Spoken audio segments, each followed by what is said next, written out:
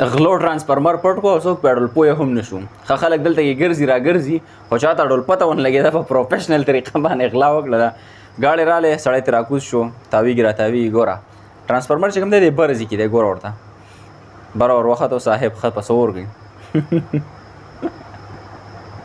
په دې بل سایډ ورله راکوز شو ګوره ورته ښه ګاډی ورته لږ شانته کې مخکې کړو څه کوي یاره کټینګ پکې کوي څه چل کوي ښه جي دغه ځینې راکولاو کړو ګاډی مکمل طور باندې مخکې کړو اوس بیا ورته رالې او ښه ګاډي تېرېږي را تېرېږي دلته کې خو چاته پته نه لګي څه کوي خو خلک وایي چې مې بي بجلی کې څه مسله یې هغه ټیک کوي سړی ورته راتاو شو بره ګوره ښه په هغه برځي ورله راشي څه سړی ورک شو دلته کې دې ګورئ ښه لږ